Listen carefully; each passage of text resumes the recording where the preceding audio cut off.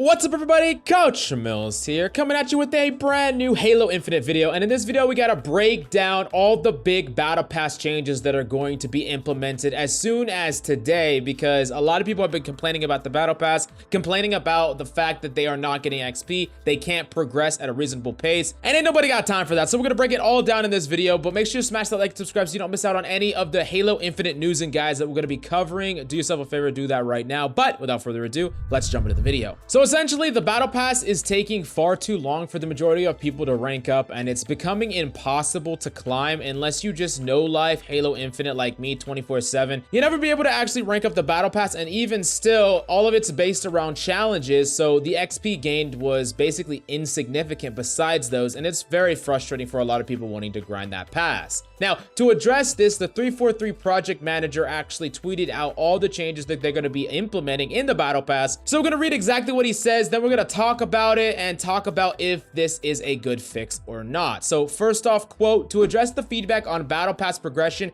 we will be making targeted tuning to our model later this week. To start, we'll be adding play one game challenges to help make sure you consistently progress through the Battle Pass by playing matches the way you want. Next up, he said, quote, we'll also be adjusting, fixing bugs, and removing some weekly challenges based on your feedback. These tuning to challenge difficulty will help you progress through weekly challenges faster and thus directly speed up your progress through the Battle Pass. When we make this update, we'll need to reset your challenges, including your progress towards weekly ones. To make up for this reset, we'll be granting this week's ultimate reward, the Sigil Mark V Visor, to everyone who logs in from November 23rd to November 30th. Now that's pretty freaking cool. Even if you weren't gonna grind this at all, now you get a free mask, and that's pretty sick, at least to overcome their basically wiping away of all your progress towards the week. Now, next up, quote, additionally, we'll be doubling the duration of 2 XP boosts to now last 1 hour as opposed to 30 minutes. We hope this helps people get the most out of them, especially during those longer B2B sessions. We'll be watching these changes closely to make sure that they have the positive impact we all want on your progression. This is only our first step. We are committed to continue evolving these systems, but it's going to take time. Thank you for joining our beta and keep the feedback coming. Now, this is honestly a really great step in the right direction for actually completing the Battle Pass, and now if you want to go ahead and buy that Battle Pass, it might be a good time because it actually makes sense as opposed to before when it didn't. Now, there are some things in Halo that still make no sense as far as skins and customization is concerned. There was a really big Reddit post that blew up on the Halo Reddit talking about the fact that you had to pay for individual skin colors. There were over 270,000 color options in Halo 3,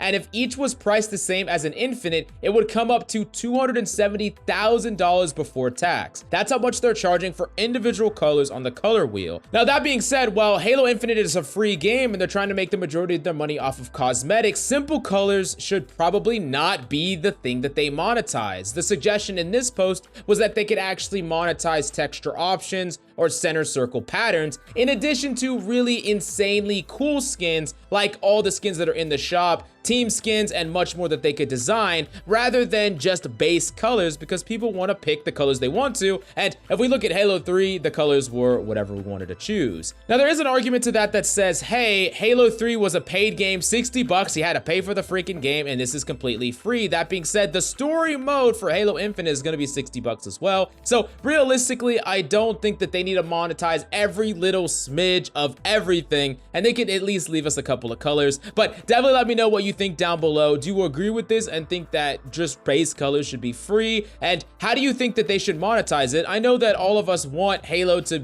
continue to thrive, and it's okay if they make some money on the back end. They're offering us a free, amazing multiplayer game, but at the same time, some things go a little bit of a step too far. But I really want to know your opinion about all that down below. Now, the last big thing that we need to talk about is a lot of people are upset based on the fact that you cannot choose the game mode that you want to queue. Now, while I understand the anger that people have when they don't get to choose whatever game mode that they want to play, and oftentimes they're thrown into random game modes maybe they don't like, and then there's challenges based around specific things in that mode, so people are going in, playing a mode they don't really want to play, and then just doing the challenges instead of playing for the team. It can be a little bit frustrating if you're trying to win a base game. Now, I understand that sentiment, but you got to understand two specific things. One, the game is still in beta. They're trying to make sure that everything is stable. They're trying to make sure that the multiplayer is playing smooth, and they want to also get a lot of data from every single game mode. So this is all just to optimize the future game. However, I 100% agree with the fact that in the full game, you should be able to pick what you want. And then the second part of this is maybe they didn't entirely know how much volume they would have of people. The more modes you offer for individual queues, the bigger the chance that the queue time for each individual mode, especially the less popular ones, could get more and more, especially if there's situations where there's just not a lot of people in your region.